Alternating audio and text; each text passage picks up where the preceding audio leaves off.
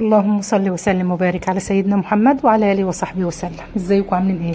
يا رب تكونوا بخير. صباح الفل، صباح الهنا، صباح الجمال عليكم. صباحكم نادي بنور الله. يلا بينا النهارده الفيديو جميل، اسمعوا له للاخر. احنا والفراخ اخوات، واللي نجال اشاعات. ايه يا هناء المثل ده؟ بصوا بقى الكلام اللي عمالين تسمعوه عن الفراخ، الحاجوا الفراخ الفراخ الفراخ الفراخ. يا جماعه مفيش فيروسات، مفيش اي شيء. وهنقول لك ازاي تعرفي الفرخه المصابه باي مرض تاني. اللهم احفظنا كده من الفرخة السليم. اللهم صل على النبي يا ولاد. معانا كده فرختين هنستخدمهم كده في وصفة جميلة، مش كلك كمان، يعني هنستخدمهم النهاردة وكمان يوم على خير ان شاء الله. وهنقول لكم برضو ايه الفرق بين الفراخ ديت وديت. اللهم صل على النبي. وايه الكلام المنتشر اليومين دول؟ طمنوا بالكم، خدوا راحتكم في الاكل، مفيش اي شيء. بالله عليكم كده انه يدخل على الفيديو يعمل لايك لهناء وتعليق جميل منكم، ربنا كده يديمكم نعمه في حياتي. واللي اول مره يشوف قناتي كده يفرحني بالاشتراك وفعل زر الجرس على الكل عشان يوصلكم كل جديد. اخواتي وحبايبي، قناه هناء مش هتكبر غير بيكم. الفراخ معايا كده يا ولاد زي الفل، شايفين؟ تعرفي الفرخه المصابه من ايه؟ بتلاقي جسمها يا ولاد متغير. متغير ازاي يا هناء؟ مزرج. النساير ما بتبقاش زي ما انت شايفه معايا كده مورده، لونها وردي، لونها ما شاء الله عليه. جلدها ابيض او اصفر او اي لون غير اللون المزرج. هنا تعرفي ان الفرخه تمام ما فيهاش اي اصابات. طيب الكلام اللي داير بقى على النت واحنا هنا المواويل بتكبر، اقسم لكم بالله ما بنقول لكم كده عشان انا ما بنبيع. انا الحمد لله والشكر لله حاجتي زي ما انتم شايفين. فاللي انا حابه نقوله لكم ان انا نطمنكم، يعني مش هناكل فراخ، اللحمه غاليه مش هناكل لحمه. الناس هتاكل ايه؟ قولوا لي الناس هتاكل ايه؟ الحمد لله والشكر لله يا ولاد، مفيش اي الكلام ده كله دراسات والمسؤولين وكله طلع كذب وقال مفيش اي شيء في الفراخ. الفراخ زي الفل زي ما انتم شايفينها معايا. الفرخه اللي بتبقى متغيره بتبان مع نفسها، تلاقي جسمها متغير، تلاقي اللون الورد ده مزرج، تلاقي النساير ذاتها بتاعتها واخده لون غامق، واخده لون الزهره الفاتحه، تلاقيها مزرج. ديت بتبقى فيروسات اي معاك. اما فراخ جميله وزي الفل كده اعرفي ان ما فيهاش اي شيء. خايفه عشان تطمني بالك، ابعدي عن الفراخ المجمده. روح عند الجزار او بياع الفراخ، هات الفرخه صاحيه، شوفها بنفسك وخليه يذبحها لك وانت واقفه وينضفها لك وشوفي حاجتك بايديك، مش اكتر من كده. اما الاشاعات والكلام يا ولاد اللي مال الدنيا والناس كلها خايفه ده، مفيش منه ايه، من اي اساس من الصحه. مفيش صراحه يعني. هنكمل معاكم الكلام. انا عملت ايه؟ قطعت الفرخه، خدت اللي وراك بس وسبت الصدور. الصدور هنعمل بها ايه؟ وصفه تانية ان شاء الله. فتعالوا نعمل كده وصفه سهله ولذيذه وسريعه.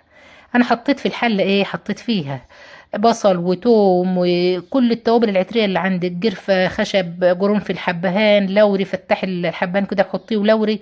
حطي كل التوابل ديت في الميه وحطي الفراخ وحطي على ميه مغليه وسيبها تغلي غلوتين اتنين. ليه كده يا ناء؟ لان الفراخ معايا كبيره مش صغيره. الفرخه دي مش كيلو وربع، الفرخه ديت 3 كيلو الا ربع. فعملت زي ما انتم شايفين معايا، هنغطيها تغلي غلوه، وبعد الغلوه هنعملها بطريقه جميله. طيب ايه يا هناء اللي مطمنك ومخليكي بتقولي ان مفيش حاجه في الفراخ؟ شايفه نسير الفراخ معايا دي؟ الصدور قطعتها اهيت وهنشيلها. بنستخدمها في وصفات جميله وباذن الله نعملها مع بعض ان شاء الله. طيب هنعمل ايه يا ولاد دلوقتي؟ انا سبت الفراخ تغلي. يلا كده بتصبح عليكم ايه، بتقول لكم صباح الخير. يلا ما تنسوش اخواتنا بتوع فلسطين في الدعاء، ربنا كده يرحم موتاهم ويشفي مرضاهم وينصرهم نصر يتعجب لها اهل الارض والسماء. تبارك لكم في اولادكم واحفادكم وترزقكم الخير يا رب. يا رب ترزق كل مشتاق الذريه الصالحه، وترزق كل بنت الزوج الصالح وكل ولد الزوجه الصالحه، ببركه الصلاه والسلام على رسول الله صلى الله عليه وسلم. تسترها يا ولاد مع اولادي، وتوقف لهم كده ولاد الحلال في طريقهم، ولادي وولادكم كده والجميع. يا رب يا رب كده تسترها علينا وعليكم. الفراخ كده يا ولاد خدت غلوتين، هنبدأ نشيلها ونحطها على صينية. اللهم صل على النبي. فاكرين يا ولاد ايام ما كان في انفلونزا الطيور؟ ده كان اخطر مرض، كان اخطر مرض في تاريخ الفراخ الانفلونزا الطيور. كله طلع وقال لك اهم شيء تسلق الحاجه كويس، تسويها على نار عاليه، تغليها في درجه حراره عاليه. هنا اي ميكروبات بتتجتل في ايه؟ في الغليان بتاعها. طب انت عملت كده هنا النهارده عشان كده؟ والله ما عملت عشان كده، انا عملت غليتها عشان تستوي معايا تلت تسويه حتى او نص تسويه، لان قطع الفراخ كبيره. انا احدا من الناس بنحب الفراخ الصغيره خالص. فرخه الكيلو وربع والكيلو ديت ما بتخشش دماغي ببصل. ما كانتش الفرخه تبقى كبيره كده وملزلزه زي حالتنا كده. مش بنحب نستخدمها. خلاص عملتها كده وهنسيبها تبرد، ويلا نعمل لها خلطه جميله. نعمل فيها الفراخ. اللهم صل على النبي. الهياكل، بصوا مش بنرمي حاجه، الهياكل والرجول وكله هنسويه. خلي بالك الهياكل ديت لو مش اتاكلت النهارده مش هتتاكل. ليه؟ لانك اول ما بتحطها في التلاجة هيجي يوم ده حبه صغيرين مش هيكفهم، ده مش عارفه. لا اعمل ايه، شلت كده الفراخ ونزلت بيها مكانها في نفس الميه اللي احنا غاليين. ربنا يا ولاد يصلح حالنا وحالكم. انا طلعت نكلمكم في الموضوع ده عشان تطمئنوا، وزي ما قلت لكم في اول الفيديو مش عشان انا من بيع، لا. انا يعني مش كلكم بتشتروا مني، مش كل الناس بتشتري. روحي كده ما تشتريش المجمده خالص. كل ما تبقى فيه شك في الحاجه ما تشتريهاش مجمده، اشتري الفراخ الحيه. اذبحيها وعند الفراج مثلا منضفيها وظبطيها، وخديها روحي اغسليها واشطفيها كويس، حطها ليله بس في الفريزر هتبقى معاكي زي الفل. ليه؟ لان الفراخ لما بتعمليها وتسويها على طول بتشد معاكي. حطينا هنا ايه يا ولاد؟ حطينا دقيق، بابريكا، شطه. اللهم صل على النبي. مكعب مرق الدجاج، وده زي ما بنقول لكم على طول مش بنحب نستخدمه. ربنا يهديهم البنات يا رب ويصلح حالهم. ومهما تقولي ومهما تعيدي بلاش مكعبات مرق يا ولاد، مفيش. اقسم لكم بالله ما عارفه. ربنا يصلح حالنا وحالكم يا ولاد، يا رب تصلح حالنا وحالكم وتهدي حريمنا وتهدي حريمكم واولادنا واولادكم كده والجميع يا رب. حطينا كده زي ما قلت لكم دقيق. اللهم صل على النبي. حطيت بقى عليه التوابل كلها، ملح وفلفل وكمون. اللهم صل على النبي. زي ما شفتوا كده مكعب من المرق. بص كل التوابل اللي عندك حطها فيها. سلام شويه بابريكا وحبه كركم كده بيدي لون جميل. وقلبي بقى الكلام ده كله مع بعضه، وانزلي بقطع الفراخ ديت الدبابيس معانا. والورك مقطعين الورك اتنين يا ولاد زي ما شفتوا كده في اول الفيديو. قسمه الورك قطعتين اتنين. عشان ايه؟ عشان يستوي معايا، لان زي ما قلت لك الفرخه كبيره. وهنا هنبدرها بالدقيق، وبدرها مرتين 3 4 كده زي ما انت شايفه. وهنحطها في ميه ونرجع تاني نعملها في ايه، نحطها تاني في الدقيق. ليه؟ عشان تاخد كفر معانا، تاخد الكفر بتاع الكرمشه. كل ما تقلبيها في الدقيق وتحطها في الميه تاني وترجعيها في الدقيق تاخد معاك الكفر اللي بتشوفيه في المحلات. طريقه سهله وبسيطه. جددي كده في وصفاتك، اعملي الحاجه كده مش لازم على طول نسلقها، مش لازم نعملها في صينيه بطاطس يا ولاد. فاعملي كده ايه، جربي. ممكن الصدور اللي احنا عملناها ديت تعمليها ناجتس. اللهم صل على النبي. تعملي فيها ايه تاني؟ تعمليها كفتة الفراخ بتبقى جميلة. تقطعيها كده بانيه، شاورمة. هتمشي معاكي في جميع الوصفات. الفراخ أكلة سهلة خفيفة، وفي نفس الوقت هي أرحم من اللحمة. أرحم يعني. الكيلو اللحمة دلوقتي عندنا هنا في قلب المنوفية ب 400 جنيه. مش عارفة عندكم في المدينة بكام، وقولوا لي برضو عندكم بكام كيلو اللحم. ودخلت عيد كبير، ربنا يعيده علينا كده وعليكم بالخير واليمن والبركات. هتلاقوا برضو هتبدأ ترفع أكتر من كده. فربنا يعين كل واحد على حاله. وهيكرهونا بقى في الفراخ، يقول لك الفراخ فيها والفراخ بيها. وزي ما قلت لكم يعني شوفوا في اكتر من الانفلونزا. الانفلونزا ديت لما جات كنا احنا ذاتنا في الارياف كنا عايشين في رعب. بقت الصحه تلف وتقول لك ما تجنوش. ما تجنوش طيور. اللي عنده طيور يقول لك لا ده احنا هنعدمها، ده احنا هنعمل. لكن الحمد لله والشكر لله اليومين دول ما فيش الكلام ده كله. ما فيش، ما حدش لف لحد جنة قال لنا ده ولا ده ولا تجنوا ولا ما تجنوش ولا اي كلام من ده. طب احنا ليه نخوف بعضنا ونرعب بعضنا والناس ما تصدق تزيد في الزيت. هتلاقي خبر زي ده تبص تلاقي كل الصفحات نشراه، كل الصحف كله الحق الفراخ فيها الفراخ بيها. الفراخ يا جماعة ما فيهاش اي شيء، اي زي ما انتم شايفين معايا. اللهم صل على النبي. الفيديو ده بس للطمأنينة، وزي ما قلت لكم اللي طلع كله اشاعات، واحنا والفراخ اخوات. اي اغنيه هنغنوا لها كمان اهي. اللهم صل على النبي يا ولاد. هنعمل الفراخ اللي معايا كلها بنفس الطريقه كده. هنعمل فيها ايه؟ هنبطرها بالدقيق، نرجع نحطها في ميه صاقعه، ونرجع نحطها في الدقيق تاني. الجوانح اللي معاكي اللهم صل على النبي، الدبابيس، الافخاد، وانا مقطعه الفخده 2 وما شاء الله كده عليه. حتى الجناحة معانا هي، خلي بالكم الجناحة بتبقى لذيذة. الواحد عايز كده مرة يجيب كيلو أجنحة ويعمل بيه. على ما فراخنا الصغيرة ده تكبر بقى برضو اما بنيجي نعمل بناخد اسمهم ايه الأجنحة ديت نعملها محشية لحمة مفرومة. مرة نعملها كده من غير بقسماط ومن غير دقيق مع نفسها كده. نسويها كده بتبقى حلوة يا ولاد، بتبقى حلوة ولذيذة. وصراحة ربنا الفراخ مقبولة يعني. انت عارفة لو فردين او 3 لو 4 والله وجبت فرخة عملتها على مرتين هتفرق. دلوقتي انت عارفة الكل ما عادش، العيال مش عايزة يعني ايه حاجات كده زي ما كنا بنعمل زمان. شوية مسقعة شوية عدس. والله العظيم العدس وحشني، بس الجو بدأ يحرر. مش عارفين نعمل ايه يعني. الواحد نفسه في الاكلات المصرية الجميلة دي. شوية كشري، يوم ما نعمل حاجة من ديت يمكن تلتين البيت ما ياكلش يا ولاد. ده احنا والله زمان الناس ما كانت لاقية وكانت الدنيا مفيش يعني، يمكن اللحمه ديت يمكن الناس كانت كل شهر ولا شهرين على ما تشوف، ولكن ده دلوقتي وانتوا شايفين مفيش. يوم ما تعمليش ما تطبخيش تبص تلاقي نفسك صرف اكتر من كده. اللي عايز جبنه، اللي عايز شيبسي، اللي عايز مش عارفه ايه، طب هاتوا نشتري اكل جاهز، طب هاتوا نعمله مش عارفه ايه. بتلاقي نفسك مكلفه نفس الكلفه اللي كنت هتطبخي بيه، مع ان الاكل غير صحي، في نفس الوقت مش نظيف، وفي نفس الوقت مكلف. فعودي نفسك على كده، اقنعيهم بالاكلات الصحيه، الاكلات اللذيذه، الاكلات بتاعتنا بتاعت زمان. ولو ان ده انا بنتكلم وبنقول مستحيل، لان خلاص الدنيا اتبرمجت على على الحاجات الحديثه صراحه يعني. فربنا يا اولاد يرحمنا ويرحمكم، ويبارك لنا في اولادكم، ويبارك لكم في اولادكم، ويرزقنا كلنا الخير يا رب، يرزقنا الخير. اللهم صل على النبي. انا هنا هنعمل شويه رز بسمتي. حطيت حبتين معلقتين سمنه على معلقتين زيت، ونزلت ببصلايه فرماها ناعم. خلي بالكم ممكن تبشروا جزرية كمان معاهم، بتفرق برضو في طعم الرز البسمتي.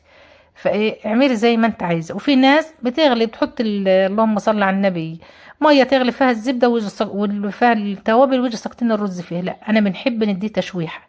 شوحت كده البصليه وهننزل عليها بتوابل الرز. يعني ايه توابل الرز؟ توابل الرز البسمتي ديت انت لما بتروح عند العطار بتقولوا انا عايزه توابل رز بسمتي. طيب ما عندكيش، بتجيبي كركم، اللهم صل على سيدنا محمد، لوري وحبهان، اللهم صل على النبي يا ولاد، عود قرفة خشب، وقلبي الكلام ده كله مع بعضه، وشوية بهارات كده من بهارات الكبسة.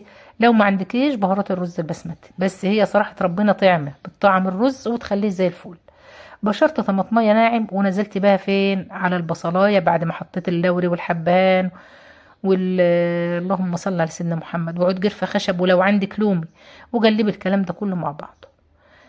شوحي كده وانزلي بالرز بتاعك، وبسم الله ما شاء الله لقيت اللون فتح شوية، ضيفي كمان نص معلقة بهارات. لقيتيه مظبوط يبقى كده مية مية معاك. وممكن تعملي نفس الطريقة في الرز المصري العادي، يعني لو مش عندك رز بسمتي هاتي رز مصري من بتاعنا واعمليه بنفس الطريقة. بس هنا الرز البسمتي بعوز مية كتير. الرز المصري زي ما احنا متعودين 5 كوبايات 4 كوبايات رز بتحط لهم 5 مية. لان انا كنت بنحط 4 و4، ناس كتير جايت مش بيستوي معانا، زودي شويه. وخلوا بالكم الرز بيختلف من مكان لمكان. اللهم صل على النبي. ودلوقتي بقى يا ولاد، يعني احنا دلوقتي مواعيد ايه؟ زراعه الرز وزراعه الذره. فالرز السنه دي الحمد لله يعني مريح كتير عن السنه اللي فاتت. الرز السنه اللي فاتت كان غالي. قلبت كده وظبطت، ورحت نازله بميه مغليه فين على الرز بتاعنا. وانا متعوده على كده، هنعمل رز هنعمل اي حاجه كانت الجنب يغلي نصب منه على طول، الميه تبقى سخنه تخلي الرز معاكي يطلع على طول، يغلي بسرعه. هنغطي عليه، واول ما يبدا يغلي هد عليه النار. كل ما تهد على النار يا ولاد على الحاجه تستوي. عماله نشوف خط الحله فين، والله العظيم ما عارف. اه. يلا حطينا زيت غزير وهنبدا ننزل بالفراخ بتاعتنا. حط كده كميه على قد الطاسه وانزلي واحده واحده، ما تنزليش بالكميه كلها مره واحده، بحيث ان الزيت ما يبقاش بارد معاك. احنا عايزين الزيت كده ايه، متوسط.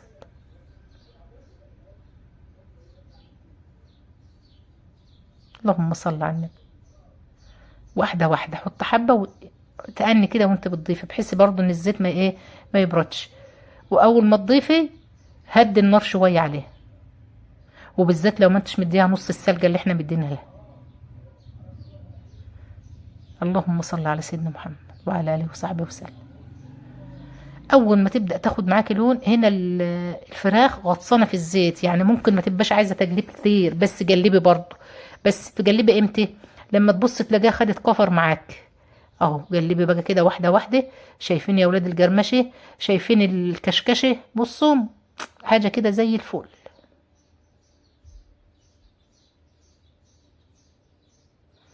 قلبي وظبطي وطلعي بقى مصفى، طلعي عليها، عندك مناديل طلعي عليها، والمصفى اسهل. يعني لو مفيش مناديل حطي على مصفى. المصفى بتصفي الزيت معاك اللي فيه. وكده كده وانت بتشيلي من الشياله من الحاجه اللي بتجلي فيها، صفي برضو الشياله هنا واسعه، بتصفي معاك كويس.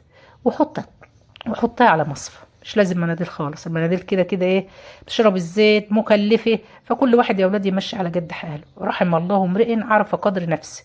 انا عارفه قدري ماشي عليه، معايا نجيب مناديل نجيب، ما معيش ما نجيبش. توفري حق المناديل تجيبي بيه اي شيء تاني. عندك وحابه تستخدمي براحتك خالص، معاكي في كل الاراء. هنطلع حبه ونحط حبه لحد ما نخلص الكميه اللي معانا.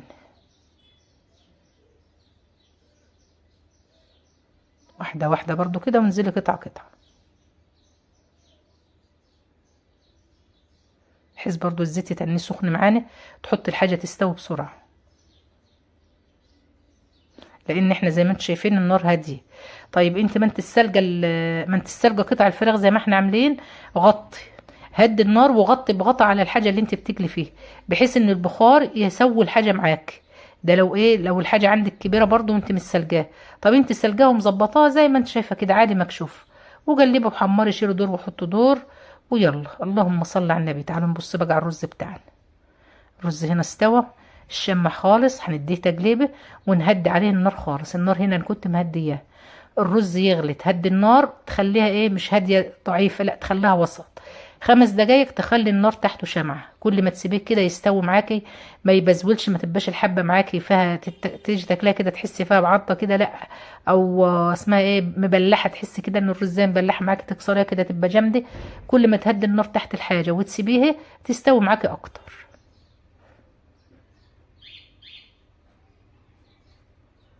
اللهم صل على سيدنا محمد وعلى آله وصحبه وسلم. لونها جميل ما شاء الله عليها، مجرمشة وزي الفل. استوت تسوية الزيت على التسوية اللي احنا مسوينها، الحاجة ما شاء الله ما شاء الله. ويلا نصفي برضو من الزيت ونطلع الفراخ بتاعتنا.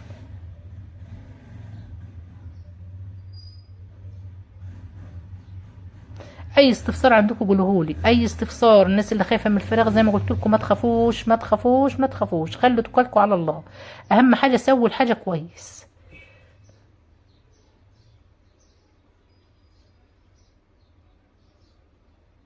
دلعيهم وظبطيهم، سيبها على الله، خليها على الله يعني. اللهم صل على النبي كده، ربنا بيرزق يا اولاد.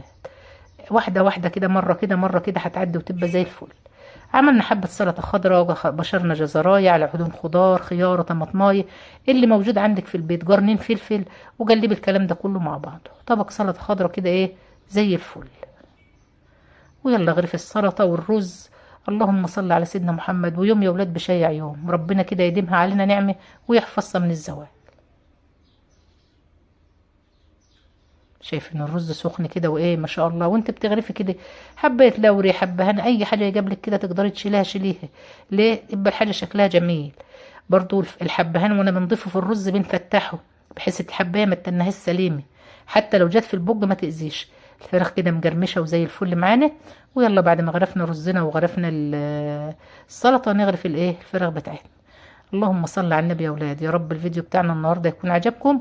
وتعالوا بقى كده نشوفوا الاكل بتاعنا وجماله. تعالوا نشوف الفراخ من جوه. بسم الله ما شاء الله عليه. شايفين مستويه، وبسم الله ما شاء الله زي الفل. اللي وصل معايا لحد هنا يقول لي شفت الرز الاصفر يا هناء، ربنا كده يديمكم نعمه في حياتي. تشوفوا الكعبه وتزوروا السعوديه كلكم جميعا، ويجعلنا اللي زي اليومين دول يا اولاد نكونوا كلنا على جبل عرفات، ببركه الصلاه والسلام على رسول الله صلى الله عليه وسلم. شايفين الفراخ من جوه.